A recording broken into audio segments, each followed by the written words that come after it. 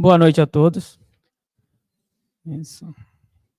Alguns já me conhecem da evangelização, né? Quem tem filho na evangelização conosco, outros de grupo de estudo da casa, outros talvez da vida aí fora, né? E esse tema escolhido da noite é para que a gente possa repensar o que vivemos e, ao mesmo tempo,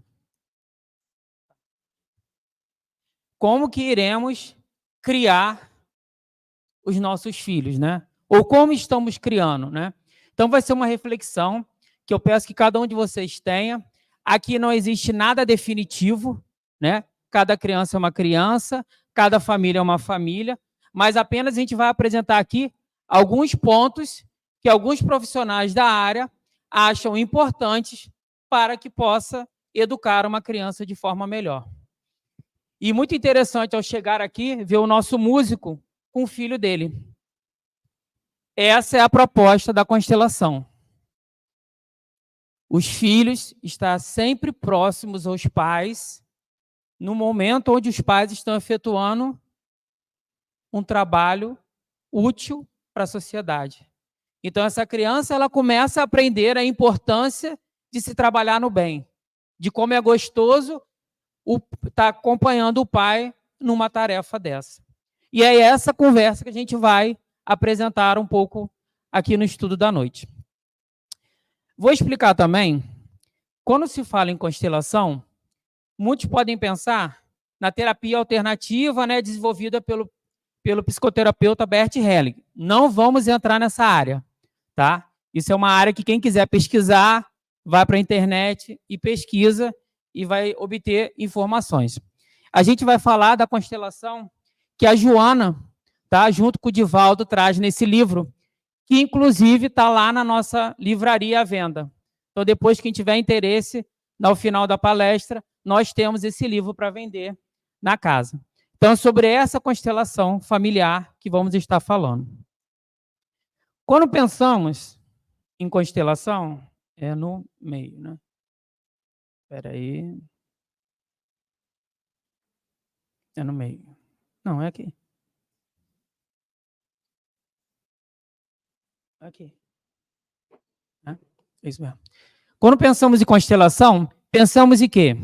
Quando nós olhamos para o céu, vemos as estrelas, né, aparentemente agrupadas, formando até algumas imagens já identificadas. Quando lembramos de família, o que nós pensamos? Quando a gente conhece uma família, a gente pergunta assim, antigamente era mais forte do que hoje. De qual família você é? Qual é o sobrenome da sua família? Por quê? Através do sobrenome da família, a gente às vezes determinava o caráter, a procedência, como é que era aquela pessoa. Hoje em dia, isso está se perdendo um pouco. Mas vale lembrar que ainda é de grande valia quando a gente conhece uma pessoa e você vê o histórico da família e você consegue identificar, não, é uma família do bem, é uma família que trabalha, é uma família honesta na sociedade. Tá? Então, a gente vai comentar um pouco a respeito dessa informação. Foi... Não, ele não está, peraí.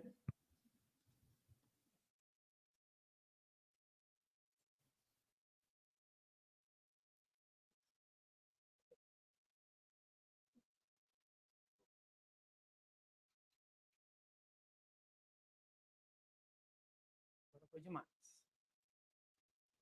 Espera aí, gente. Parte técnica. Olha lá, volta. Não, volta. Está prosseguindo, mas eu preciso que vá para o início. Vai, melhor. Ok, aí.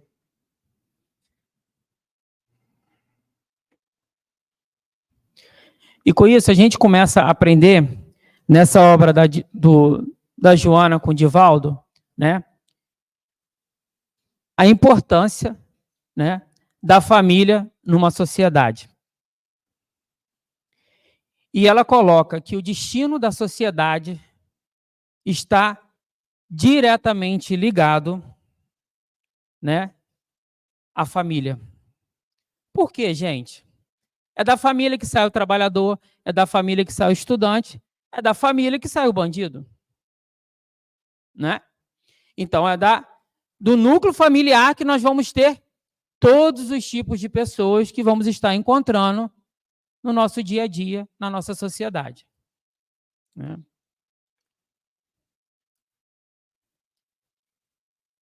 E a gente consegue ter a consciência que a nossa família é fundamental para a nossa sociedade que vivemos. Que a minha contribuição da minha família é importante para a sociedade que vivemos. Conseguimos ter essa consciência já? Esse é o objetivo nosso, né? É a gente trabalhar a nossa família para que possamos ser referência na sociedade em que vivemos.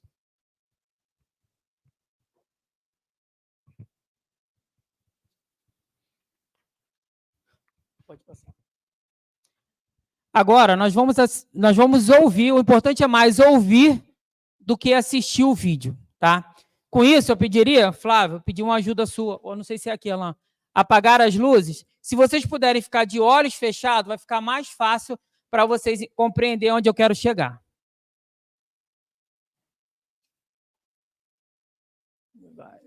Isso. Uhum. Deixa eu só o Alan botar.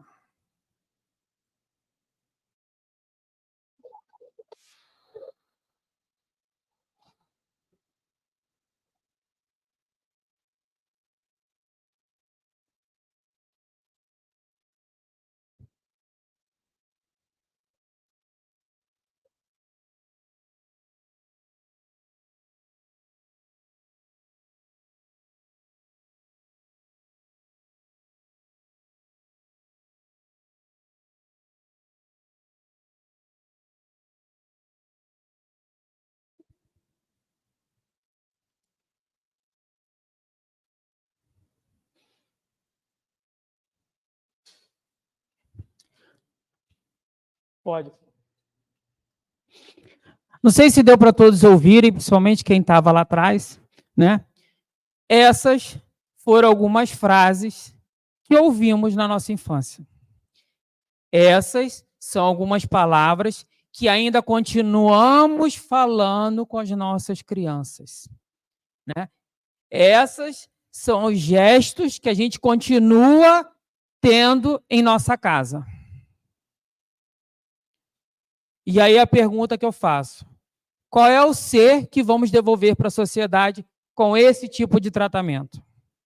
Com essa forma agressiva de se tratar? O que a gente espera de uma sociedade quando os pais agem dessa forma? Tá? E a Joana nos fala, né, que precisamos, diariamente, nessa obra, fazer um treinamento doméstico. Aonde, lembrando que todos que estão no nosso lar são espíritos, e que nós somos espíritos. Então, a gente está sempre quê? Em evolução.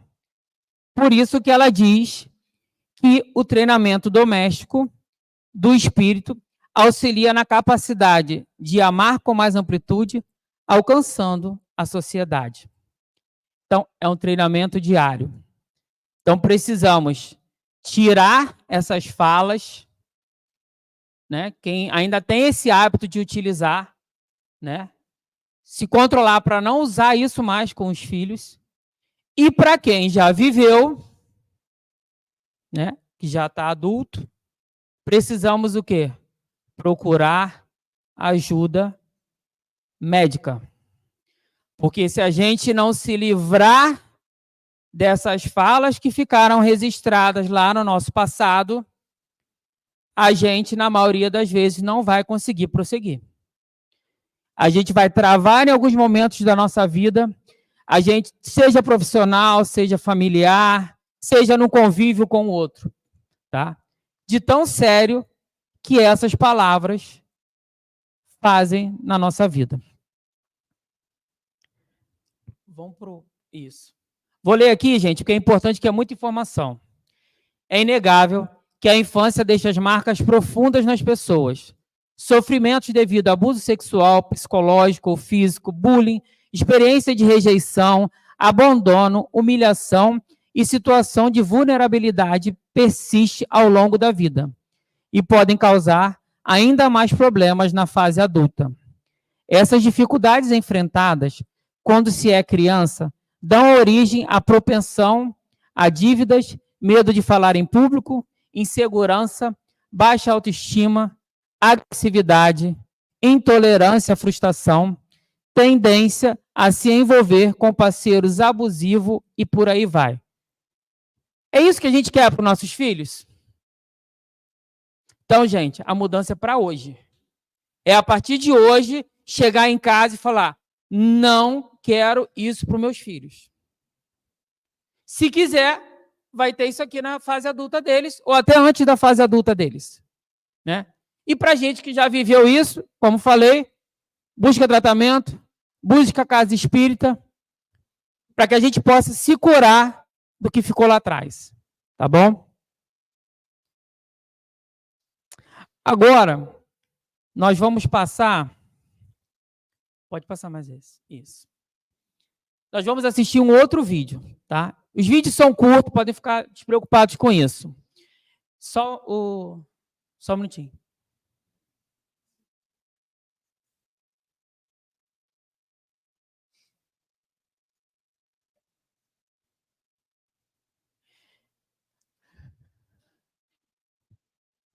Só veja. É esse mesmo. Vamos lá.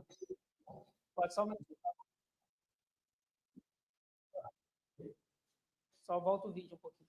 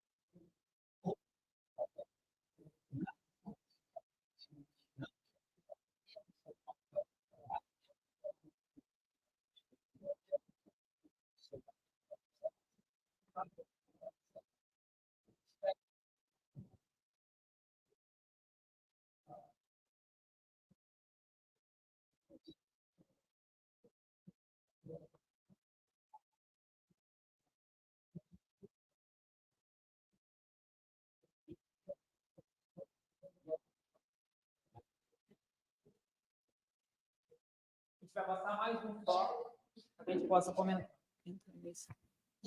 Não.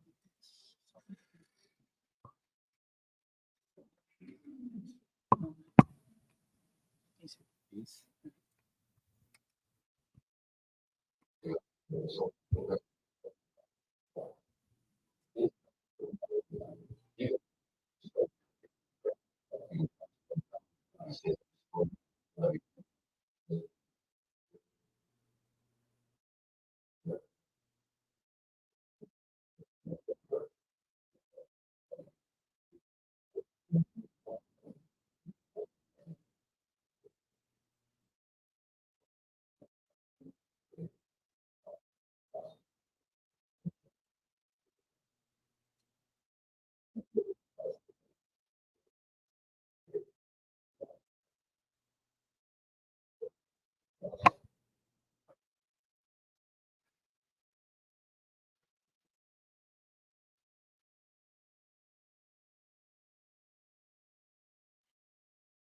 E aí, antes de nós partirmos para esse vídeo, comentar sobre esses dois vídeos passados anteriormente.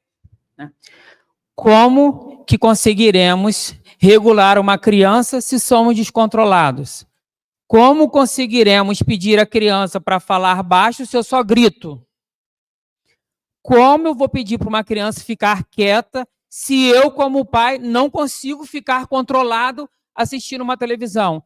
Eu estou gritando, eu estou falando com a esposa, às vezes, que está na cozinha, eu estou mexendo no celular e a criança está ali, ó, quietinha, só observando. Quem é o exemplo da criança, gente? Somos todos nós. Nesse livro, quando a Joana fala de constelação, ela diz o seguinte: a responsabilidade não está só nos pais, estar nos avós, estar nos tios, estar nos parentes, ou seja, todos nós que estamos envolvidos em uma sociedade estamos lidando com aquela criança. Quando a gente não corrige uma criança, quando a gente não auxilia, quando a gente não dá, né, não dar exemplos bons, nós somos exemplos para que a criança crie as imagens que ela vai levar para a vida adulta. Então, a Joana deixa claro isso. Todos estamos envolvidos na educação de um espírito. Né? Esse vídeo do José Martins Filho, ele fala que antigamente a gente dizia o seguinte: deixa a criança chorar. É manha. Ela tem que aprender que eu não estou à disposição dela o tempo todo. Chorar não mata ninguém. Estou mentindo com essa informação, gente? Ou nós vivemos isso, ou na nossa infância, ou vimos os nossos pais agindo dessa forma com nossos irmãos, os nossos avós. E aí, o doutor José Martins Filho, ele fala a respeito disso para a gente. Vamos só botar esse vídeo dele também.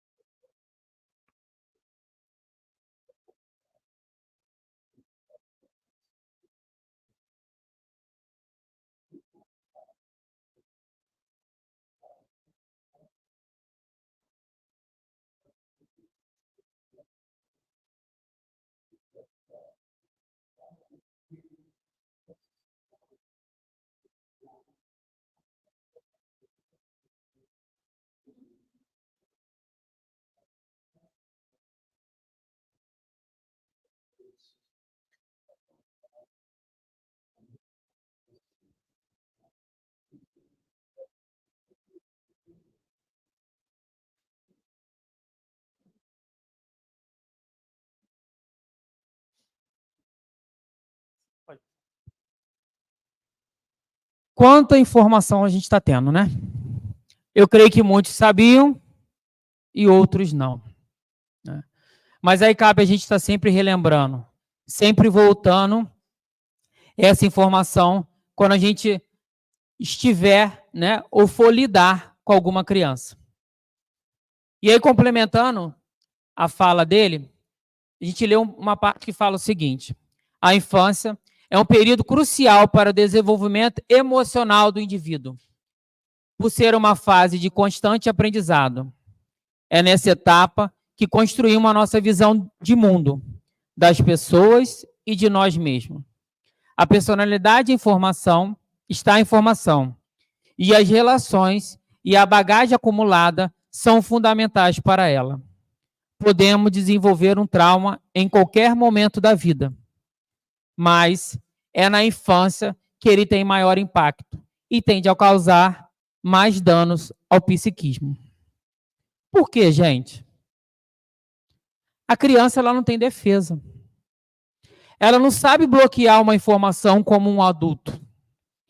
Então, toda atitude que nós tivermos para com ela, ela vai gravar no HDzinho dela lá, porque o HD dela está zerado. A gente não ensinou ela a bloquear informações que façam mal a ela. Só que essas informações estão vindo de quem? Da família que prometeu amá-la, da família que prometeu cuidá-la e da família que na espiritualidade se responsabilizou com esse ser quando ele viesse aqui na Terra.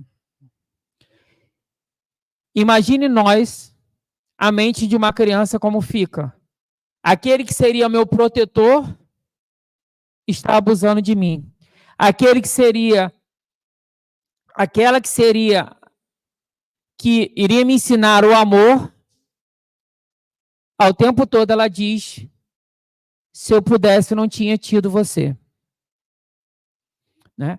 Só que isso vai ficar sempre sendo armazenado no HD dessa criança. Vamos lá. A Joana diz o seguinte, na responsabilidade que os genitores têm. Tá? Eu vou ler também, porque é uma parte que está do livro. Aos pais cabe a grande e operosa tarefa de autopreparação para o sublime cometimento.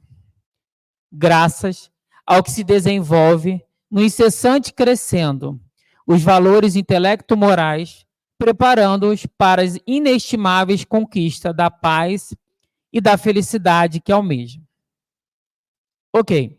Aí vamos falar o seguinte, Rodrigo, você está falando que isso aqui são para pais que se programaram para engravidar. E eu que não programei a minha gravidez. E aconteceu, né? Como muitos dizem. E aí eu falo, a gente não pode esquecer da programação espiritual. A gente pode achar que a gente engravidou por engravidar. Mas não. Estava programado na espiritualidade de uma forma ou de outra, que talvez, né? Porque quando a gente chega aqui, o que a gente combinou lá, quando a gente chega aqui, a gente tem o poder de mudar. Né? Nós temos esse poder e esse direito.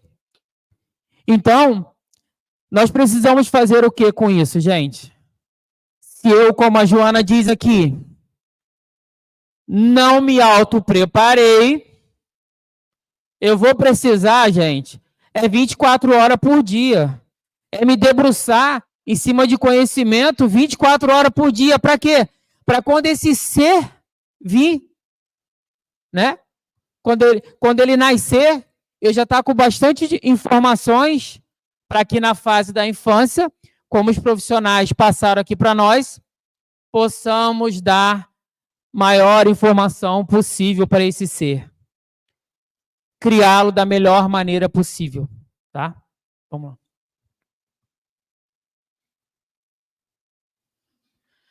Nós vamos ter dois profissionais aí, o Léo Freeman e o Gabor Mate, que fala o seguinte. A gente já viu até esses vídeos. Fala sobre a educação, vem dos pais. Isso acho que todos nós concordamos. Concordamos? Né? A função dos pais é dar educação. A função da escola é dar estudo. Não é de educar. Tá? Muitos acham que a obrigação da escola é dar a educação que eu não dei para o meu filho em casa. A escola não tem essa função, gente. Ela pode até auxiliar, mas não cabe à escola isso. E o Gabo fala a mesma coisa sobre a autorregulação das crianças, onde nós aprendemos, se eu sou descontrolado, eu não consigo controlar uma criança. Primeiro eu preciso me controlar para que eu consiga controlar aquela criança. Exemplo, A criança está esperneando no shopping, né? Ou numa loja porque os pais não quiseram comprar o brinquedo. Ela grita, ela bate pé, ela se joga no chão. O que a grande maioria dos pais fazem? Gritam mais alto que a criança ou batem nela. Está ensinando alguma coisa? Não. Infelizmente, isso não está ensinando a criança. Ensinar a criança é antes de você ir para a rua, você falar, meu filho, estamos indo na rua, papai e mamãe vai na loja tal e só podemos comprar X. Isso chama-se educação financeira. Você começa desde criança a ensinar para ela que ela só pode comprar se ela tiver 10 reais, é 10 reais de brinquedo. E vai estar tudo certo, porque você combinou isso com ela. Pode ser que quando ela chegue na loja, ela possa fazer espernear um pouquinho, mas aí você vai falar assim, meu filho, lembra do nosso combinado? Garanto que vai funcionar. Tá? Porque nós aprendemos, com todos esses profissionais da área, que a criança, tudo precisa ser conversado, tudo precisa ser falado, tudo precisa ser repetidamente. Educar é isso. É repetidamente contínuo. Por quê? O nosso cérebro, quando ele fala das nossas sinapses neurais, a gente só registra nos nossos neurônios aquilo que foi repetido diversas vezes. Por isso é tão cansativo, às vezes, educar. Que você fala para o meu filho, eu já te falei isso. E ele faz de novo. Eu já te ensinei isso. Ele faz de novo. Porque até isso ficar registrado no cérebro dele, leva um tempo. E para que isso se registre no cérebro, nós precisamos utilizar dos nossos 5, né? Audição, visão, olfato, tato, todos. A criança tem que perceber aquele assunto de todas as formas, ela tem que sentir no corpo aquelas informações. Exemplo, quando a gente sente o cheiro de uma comida que os nossos pais ou nossos avós faziam, o que vem na nossa memória? A gente vai lá atrás, né? Vai lá na infância e fala, nossa, é o cheirinho da comida da minha avó. Por quê? Ficou registrado que naquela época, quando nossos avós faziam comida, era um momento de alegria, de amor, de brincadeira e diversão. Então, você guardou na sua memória essa informação, com cheiro, com a brincadeira e com os sentimentos.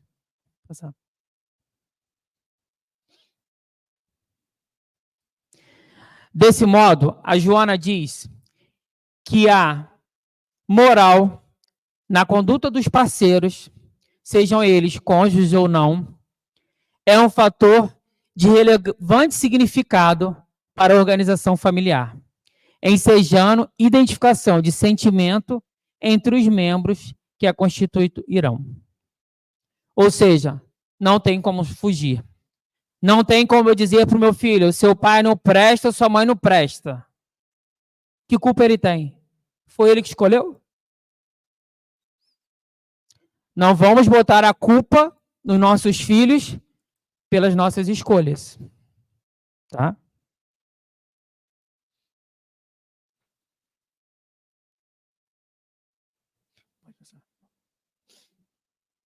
Tá. Agora, e aí muitos vão nos perguntar, só um minutinho lá. Para que servem os limites? Temos que dar limite às crianças ou, como a cultura atual está dizendo, as crianças precisam ser livres, fazer o que querem, a hora que querem, no momento que elas querem. Os especialistas dizem que não. Vamos ver o que o Rossandro Klinzer fala a respeito?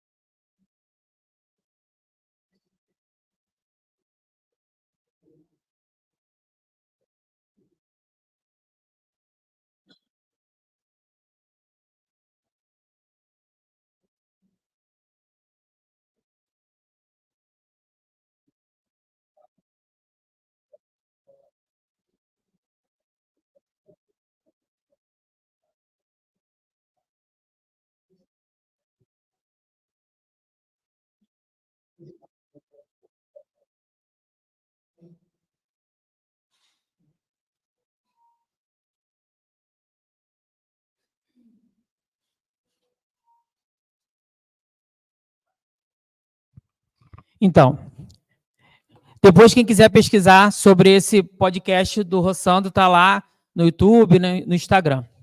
E ele vai dando mais exemplos disso, né? E deixa claro que esses limites, eles precisam ser falados, conversados, para que a criança possa entender, para que ela possa compreender que naquele momento você não pode, ou naquele momento não é necessário ela obter aquilo que ela deseja. E explicar o porquê que não é o momento. Não se utilizar, né, daquele conhecimento do passado que era não, não, sim, sim. E a gente não podia perguntar o porquê. Hoje, os espíritos que estão reencarnando na Terra não aceitam mais isso, gente. Hoje, os espíritos que estão reencarnando, eles querem entender o porquê. Tá? Então, aí é onde precisamos mudar. Porque senão a gente vai perder os nossos filhos. A gente vai perder se a gente ainda continuar com a cultura de que meu pai me ensinou assim, meu avô ensinou assim, e é assim que eu vou criar meus filhos. Repensem. Faça uma análise de você quando era criança e de seu filho no momento que estamos vivendo agora. Com acesso à internet, com acesso a várias informações que nós não tínhamos no passado. Precisamos se atualizar para saber qual a melhor maneira de criar filhos vencedores. Tá? E criança no celular, gente? Falando na nossa era que estamos vivendo agora, né? Que vemos muito mais as crianças, né? No famoso babá eletrônica, né? Nós assistimos isso em restaurantes, em casa, na casa dos parentes. Você acaba encontrando crianças hoje não mais brincando no quintal, não brincando de pipa, não brincando de bola de gude, não brincando de futebol. Você encontra crianças no videogame fazendo o quê? Vídeo de luta. Que mata 600, que mata 500. Lembra que um dos médicos falaram que na infância é onde se cria, onde se fica registrado as informações? É essa informação de violência que eu quero que fique registrado no meu filho? Vamos pensar. Vamos só botar o vídeo do Léo, que fala sobre o celular, para que a gente possa ter uma consciência maior do que ele está falando, do que a gente está falando sobre o celular. Vou pegar o vídeo certinho. Só um minutinho.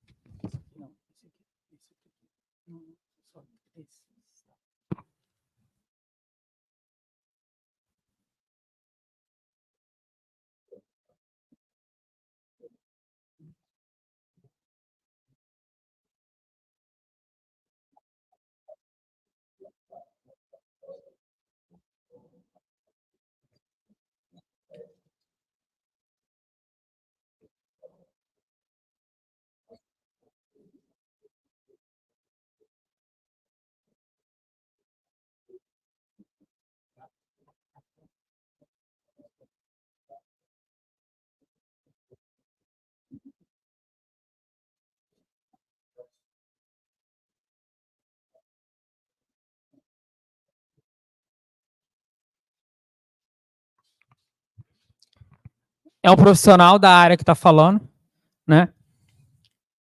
E a gente pode tirar um exemplo. Quantos de nossas crianças ou quantos de nossos adultos que convivemos em nossos locais de trabalho ficam desatentos por estarem no celular?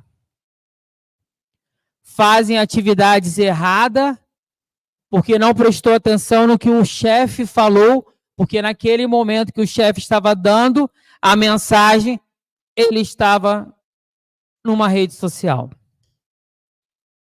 Imagine a uma criança aonde o HD dela está zerado e ela não sabe o que é certo ou errado. O adulto, se erra, ele está consciente. Concorda? Nós adultos estamos conscientes do que estamos fazendo com o nosso cérebro. E uma criança? Ela não tem essa visão. Ela não tem esse conhecimento que ficar muitas horas no celular pode prejudicar a vida dela futura. Né? Então, se nós formos pesquisar, não sei quantos professores tem aqui no dia de hoje, mas se nós formos pesquisar em relação aos professores, eles vão dizer com a clara certeza de que hoje os adolescentes e jovens estão mais dispersos do que no passado. Estão aprendendo menos do que no passado. Né? Então, é uma informação que precisamos repensar. Dos nossos filhos, quanto tempo poderemos deixá-los usando o aparelho celular ou usando o videogame? Porque às vezes não damos aparelho celular, mas deixamos ele ficar o dia inteiro no videogame. Vamos lá. Tem aqui, separei, 7 lutas que precisamos traçar com nossos filhos. Por que lutas? Porque é cansativo, gente. A primeira, a luta da leitura. Fazer as crianças lerem. A leitura está ligada a tudo, desde o desenvolvimento atencional e cognitivo, até a capacidade de imaginar, entender emoções e aprender sobre as relações humanas. Segunda luta, luta por sair de casa. Entender que preciso ir nas ruas, que o mundo natural existe, porque eu estou acostumado com os mundos da tela, né? Além disso, que há sol, há pessoas, ar fresco, exercício, esperando lá de fora da casa. Hoje a gente passa, na maioria das casas, você não vê criança brincando no quintal. Você vê ela ou no quarto, ou em algum cantinho da casa, no celular. É um ponto de atenção. A luta pelo fazer ajudar.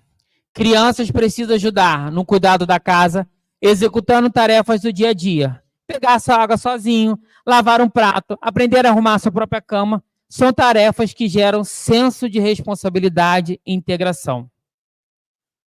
Ponto de atenção. Criança acima de 3 anos, ela já é capaz de começar a comer sozinho. Mas ainda vemos muitas crianças que não conseguem nem segurar um garfo. Por quê?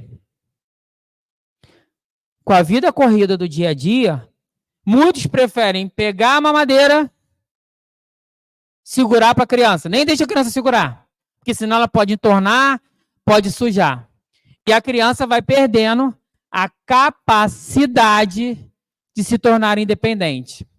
E aí, quando chega na fase de adolescência, os pais falam assim: você não faz nada sozinho. Quem que ensinou ele a não fazer nada sozinho? Quem ensinou ele a não calçar o tênis de manhã para ir para a escola? Não ensinou ele a tirar a roupa suja que ele estava o dia inteiro e botou no cesto de roupa para lavar? Ele tem que aprender tudo sozinho? A criança tem que ser autodidata, de saber que ela tem que acordar, calçar o chinelinho dela, arrumar a cama, ir para o banheiro, tomar o banho, botar a roupa da escola, fazer o café e o pão.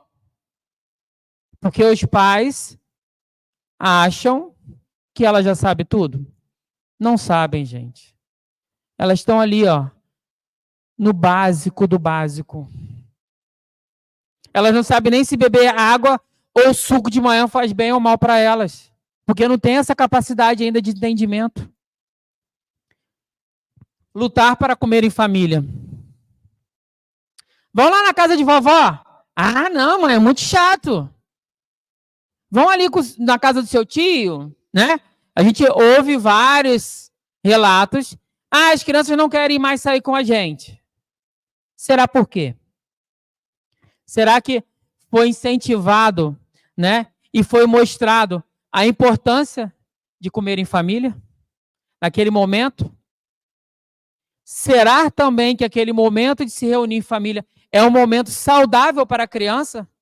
As conversas que são faladas trazem um bem-estar para a criança ou deixam elas mais estressadas? Porque toda reunião de família tem sempre uma briga.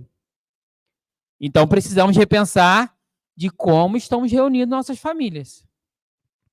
Gente, nem tudo pode ser conversado na frente de uma criança, porque ela não possui capacidade mental para compreender o que está sendo falado ou discutido. Vocês concordam ou não? Precisamos analisar.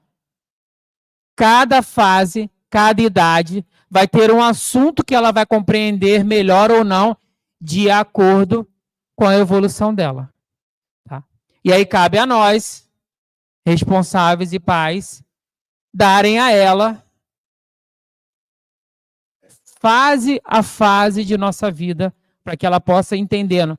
Hoje ela entende o que é um óculos. Amanhã ela entende para que serve uma lente de contato. E assim ela vai entendendo todos os assuntos da vida, se tornando ser. Próximo. A luta pelo tempo livre. Eles falam o seguinte: deixa as crianças sentirem tédio. Por quê?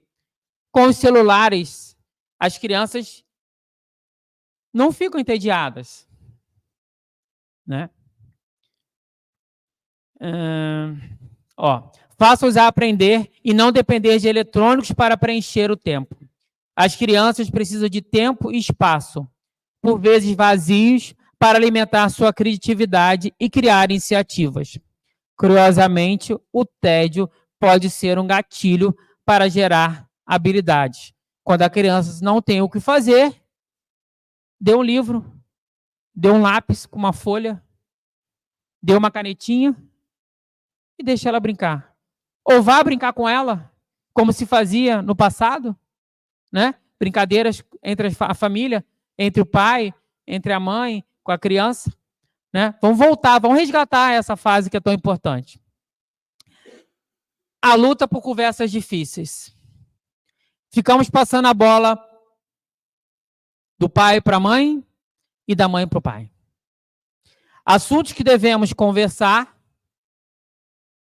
vamos deixando a vida ensinar, que é um caminho muito perigoso. Por quê? Porque nós não temos a coragem, ou não fomos ensinados, né, a ter conversas difíceis.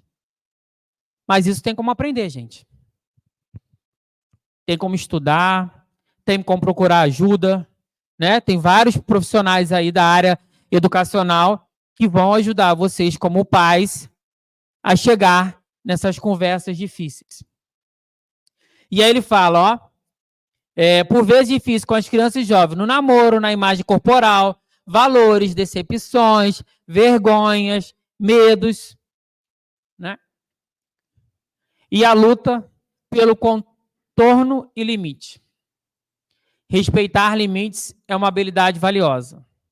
Na verdade, muitos problemas na vida adulta advêm da inabilidade de aceitar os limites e lidar com limitações e frustrações associados a isso. Limite de tempo de tela, limite de atividade, limite de horário, limite financeiro. Limites são bons. Ensine as crianças a aceitá-los.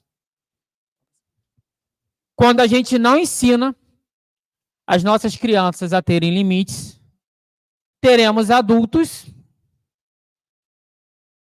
descontrolados. Teremos adultos com uma vida financeira que não consegue colocar em dia. Porque ele nunca foi ensinado a ter limite. No livro da Educação entre Dois Mundos, deixa eu pegar aqui, do Vinícius Lara, ele já esteve até aqui na nossa região fazendo uma palestra na época da nossa, em outubro, não lembro o ano, né, da nossa feira do livro espírita. E eu comprei esse livro nessa época.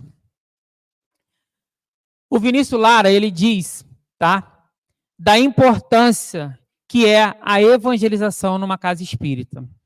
Então, nós falamos lá atrás sobre a educação da criança, falamos que somos pais responsáveis, vizinhos, tios, avós, e aí eu estou trazendo agora para a casa espírita. E ele coloca que na casa espírita nós temos as responsabilidades também. A nossa evangelização na casa espírita, ou o nosso estudo sistematizado, a gente tem a obrigação de quê? De trabalhar aquele espírito que aqui chega. Seja ele em qualquer momento da vida, seja aos 3, 4 aninhos, até 80 anos, 90 anos, quanto a idade que chegar na casa espírita. E ele fala que a gente precisa ter lucidez, experiência não conceitual, preciosidade das vidas, identidade coletiva, múltiplas expressões da verdade e comunhão com Deus. Quando a gente fala em evangelização, né, e eu venho de tarefa na casa dessa área, e hoje é de grande importância quando a gente identifica jovens que estão aqui na frente, se puderem só levantar.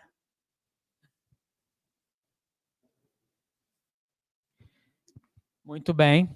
São jovens que participaram, obrigado, que participaram da nossa evangelização e hoje são tarefeiros da casa. Muitos de nós viemos também da evangelização e nos tornamos tarefeiros da casa. Lembra do evento do músico que eu falei para vocês?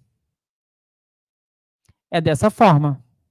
Se hoje eles estão aqui como jovens tarefeiros, é porque viram nos seus pais e foram ensinados por eles a importância de se devolver o que aprendeu e continuar aprendendo, né? Quando a gente está de frente de uma tarefa, eu brinco que a gente está aprendendo muito mais do que ensinando alguém. Então, a casa espírita é esse local, tá? Que vamos trabalhar vários assuntos, tá?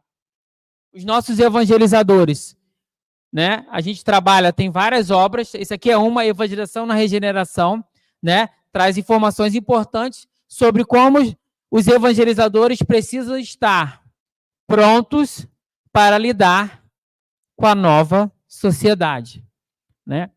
Da mesma forma que a evangelização da casa espírita, ela é preparada para lidar com o autismo, né? Gente, isso é um trabalho, isso é um estudo. Então, a evangelização na casa espírita, ela não é o tomar conta do meu filhinho enquanto eu estou na palestra. Quando os evangelizadores cobram os pais da presença das crianças, é porque a gente tem um planejamento.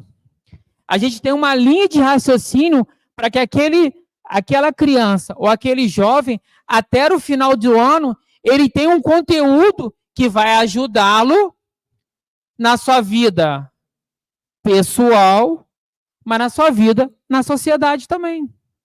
Da mesma forma, grupo de estudo para adultos. Ah, eu vou quando eu quero. Estamos deixando de aproveitar os ensinamentos que a doutrina nos traz. Às vezes, aquela aula que eu perdi é aquela que vai me dar um embasamento para eu resolver o meu problema daquela semana. Quem nunca aconteceu isso? Na aula que a gente estudou, foi o que deu a resposta para a atitude que eu deveria tomar no meu local de trabalho, na minha família, né? Para isso também, as nossas palestras públicas. A Casa Espírita tem essa função. Trazer o conforto, trazer o alento e trazer o conhecimento, né? Para que possamos sempre colocá-las em prática.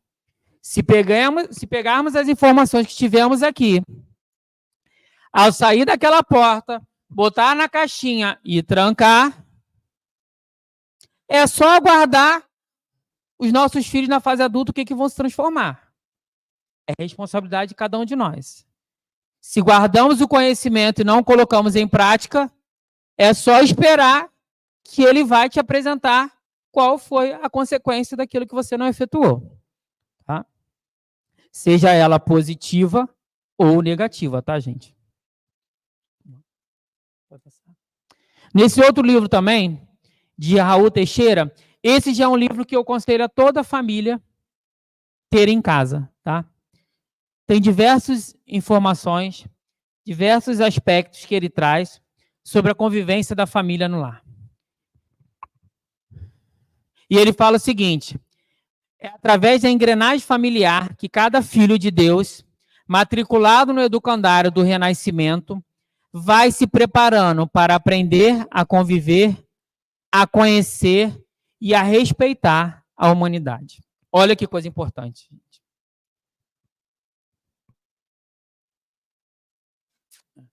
Esse a gente não vai passar, só vou comentar. Esse não vai dar tempo da gente passar o vídeo, tá?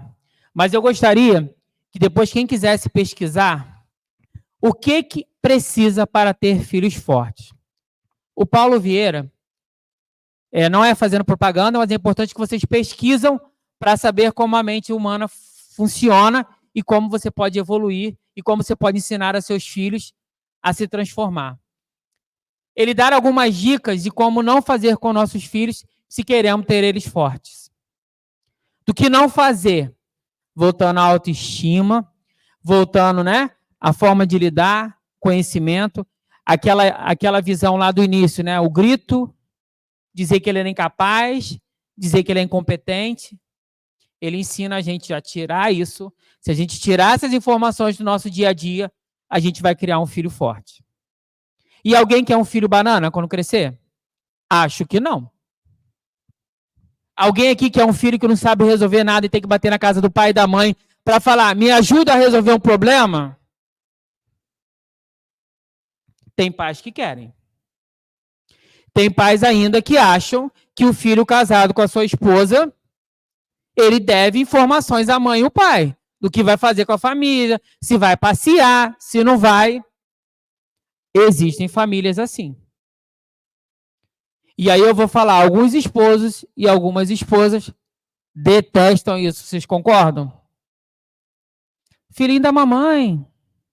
Ah, o pai dela resolve tudo, não deixa resolver nada em casa. Porque, gente, foi na infância que prendeu isso.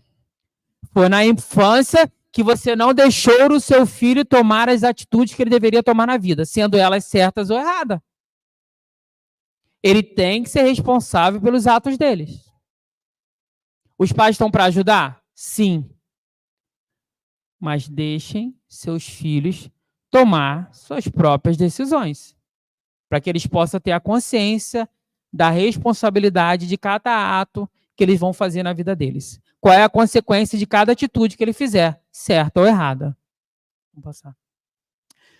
O lar é, portanto, a sublime escola de dignificação humana, onde se aprimoram os sentimentos e se orientam os conhecimentos intelectuais ao lado daqueles de natureza moral para o real desenvolvimento humano. Essa é uma outra fala da Joana no livro. Agora, nós chegamos ao final da nossa conversa, que possamos ter a consciência, né, da importância que é ser pai, da importância que é ser mãe, da importância que é criar um ser, que é educar um espírito. Estamos falando de espírito, a gente não está falando de um bonequinho que você bota sentadinho lá, e deixa ele sozinho. A gente está falando de um espírito que nos comprometemos antes da reencarnação para que pudesse fazer ele evoluir. A gente não teve filho para deixar ele estacionado, tivemos? Eu creio que não. A gente não teve filho para ficar na nossa barra até ele morrer. Também eu creio que não. A gente criou filho para seres independentes, seres homens de bem. Né? E essa canção do Pedro Valença, a gente vai finalizar a palestra com ela. E eu pedi ao Flávio até para apagar a luz, Flávio, se puder, para que a gente possa se concentrar um pouquinho na letra dele. É uma letra brilhante que fala sobre família e tempos que não voltam mais, gente. Então vamos aproveitar cada minuto que a gente tem com os nossos filhos, cada minuto que nós temos com nossos pais, porque eles também fazem parte desse processo educacional. Se hoje estamos adultos, mas a gente pode ainda continuar educando, continuar auxiliando a todos. Muito obrigado.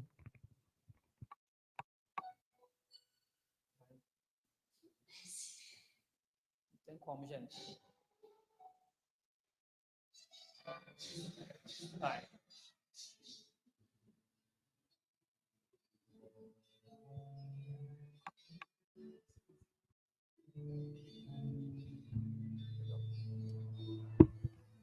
Hoje me deu saudade de um tempo que não voltava. Hoje me deu vontade de estar mais perto dos pais. Voltar a ser criança, das lutas com meu irmão. Escola e vida,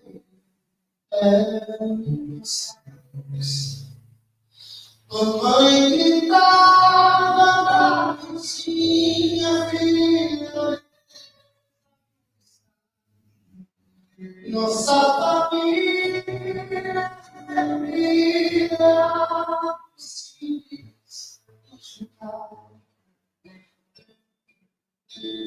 eu lembro a gente costumava ter,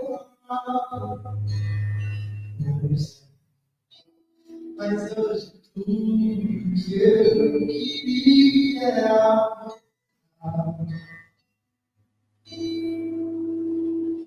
por que a gente cresce e as coisas mudam de lugar? Porque só quando deve aprende a coisa. O Senhor tá por eu ainda entendo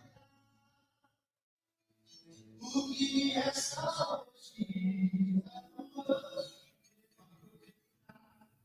Dizer te amo, tantas vezes achou.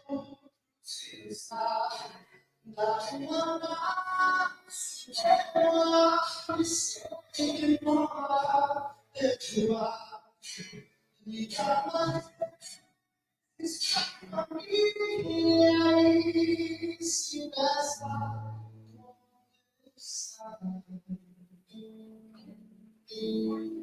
de certas coisas continuem a dar. De certas coisas continuem a passar. E o que me resta só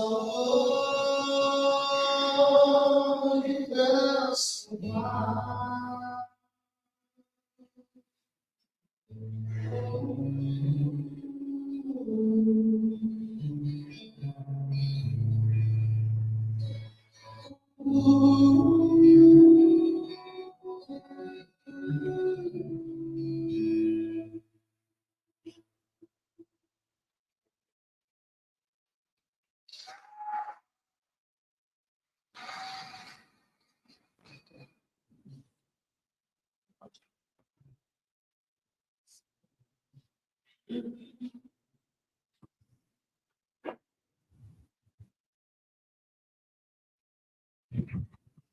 Muito obrigado, Rodrigo.